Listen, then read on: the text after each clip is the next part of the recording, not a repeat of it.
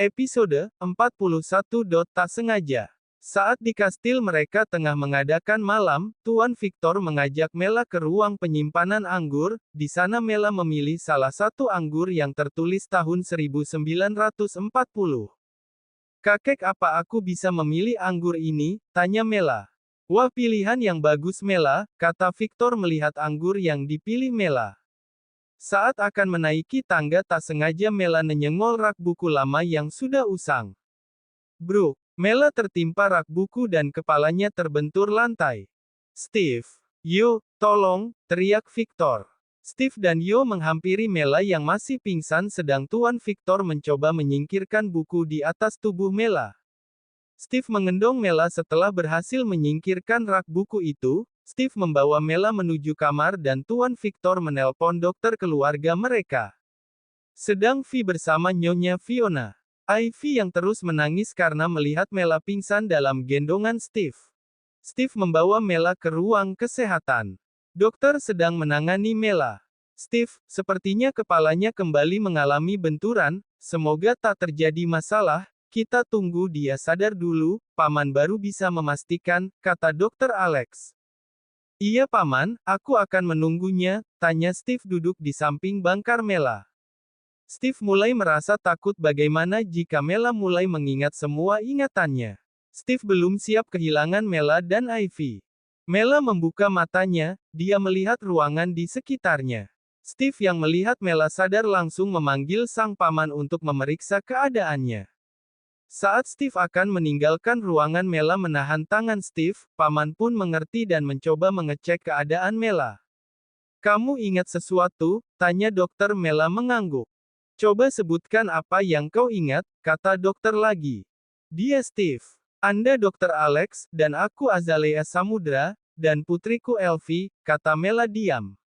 "Apa kau ingat dari masa lalumu?" tanya dokter. Mela mengangguk. "Coba katakan," kata dokter. "Namaku Melati Senja, putri tunggal dari Pak Salim dan Bunu. Aku ingat aku didorong dari kapal dalam keadaan tangan dan kaki terikat," jawab Mela. "Apa ada ingatan lain Mela?" tanya dokter Alex. Mela menggeleng karena itu yang dapat ia ingat sekarang. "Apa dia akan baik-baik saja?" tanya Steve. "Iya, dia baik-baik saja, mungkin dia akan ingat secara pelan-pelan," jawab dokter Alex. Steve terdiam mendengar penuturan dokter Alex. Baru saja Steve mencoba membuka hati untuk Mela, tapi Mela mulai bisa mengingat masa lalunya. Mela menggenggam tangan Steve. Padangan sayu Mela membuat Steve merasa sedikit tenang. "Kenapa kau lesu Steve?" tanya Mela. "Aku takut saat kau mengingat siapa dan apa di masa lalumu kau akan meninggalkanku," kata Steve. "Kau akan selalu ada di hatiku dan Ivy meski aku mengingat masa laluku," kata Mela. "Tapi jika ayah kandung Elvi datang untuk membawa kalian, aku akan kehilangan," kata Steve. "Kau akan selalu jadi Daddy Elvi, percayalah Steve," kata Mela. Steve pun memeluk Mela. Bagaimanapun 6 tahun ini Mela dan Elvi telah mengisi hari-harinya. Kini Mela kembali berkumpul bersama keluarga. Karena Mela merasa baik-baik saja dengan keadaannya. Steve dan Mela memutuskan untuk pulang karena besok ada rapat pembahasan tentang hotel yang akan dibangun di Indonesia. Mereka sampai di rumah sudah cukup malam. Ivy sudah tidur di dekapan Steve. Mela memutuskan untuk bersih-bersih. Steve sudah tidur bersama Elvi sedang Mela juga baru memejamkan mata, tapi puzzle di otaknya terus berputar, dan itu membuat Mela terjaga.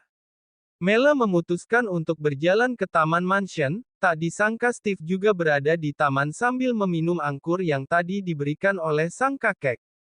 "Kau tak bisa tidur Steve," kata Mela duduk di sebelah Steve. "Iya Mela, aku masih takut kehilanganmu dan Elvi." "Dan kenapa kau belum tidur?" tanya Steve. "Hanya belum bisa saja," kata Mela mengambil gelas anggur milik Steve dan mulai menggoyang gelas itu. Mela pun akhirnya minum bersama Steve. Meski dia hanya ingat sebagian kecil, tapi Mela selalu nyaman dengan kehadiran Steve di sisinya. Steve masih minum tanpa sadar Mela sudah tidur bersandar di dada Steve.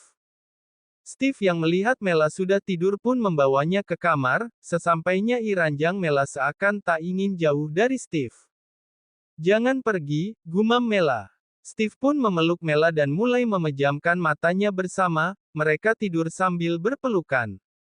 Dua orang pria baru turun dari jet pribadinya. Mereka berjalan beriringan menuju mobil yang sudah menyambutnya, mereka menuju hotel untuk menginap dan mempersiapkan diri untuk lelang tender hotel milik Johnson Corp. Meski hati Herdi sedang berkecamuk, tapi dia harus tetap profesional dengan semua pekerjaannya, itu tak akan mengganggu performa dari seorang Herdiansyah Sanjaya pemilik Sanjaya Group. Apa kau yakin bisa melakukan presentasi dalam keadaan moodmu yang tak baik? Tanya Tio. Ya aku yakin, itu tak akan mengganggu kinerjaku, bahkan aku ingin menggapai semua mimpiku yang telah tertunda 5 tahun ini gara-gara wanita yang tak diri itu, kata Herdi seraya menghisap rokok. Tio hanya bisa terdiam melihat Herdi seperti itu, dia tak pernah menyangka bahwa kehidupan sahabatnya itu menjadi hancur karena seorang wanita. Pagi hari mereka sudah sampai di gedung perusahaan Johnson Corp. Saat mereka sampai di dalam tempat rapat terlihat beberapa perusahaan saingan dari Malaysia dan Singapura sedang dari Indonesia sendiri ada 2 perusahaan.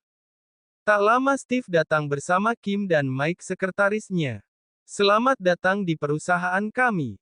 Perkenalkan saya Steve Emmanuel Johnson, kata Steve. Semuanya mengangguk hormat. Maaf kita masih menunggu pemilik hotel yang akan dibangun, kata Steve. Tak lama nampak seorang gadis kecil dan seorang wanita yang masuk ke dalam ruangan. Semua orang tersenyum menyapa, sedang ada 2 orang yang terpaku saat melihat gadis kecil dan wanita itu.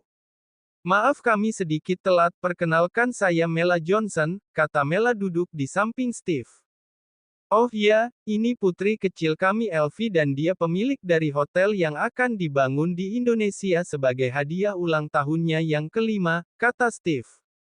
Tio mengikut Herdi agar sadar dari keterkejutannya, rapat pun dimulai semua mempresentasikan desain dan letak hotel. Mela hanya mengikuti dan sesekali bertanya tentang desain yang disampaikan, kini giliran Sanjaya Group. Herdi mulai mempresentasikan desainnya dan letak hotel yang mempunyai akses yang bagus. Mulai dari dekat dengan laut dan hutan di sekelilingnya. Saat Herdi mengubah slide terdapat gambar nelayan yang menangkap ikan, tiba-tiba ingatan Mela seperti mengingat sesuatu. Bersambung.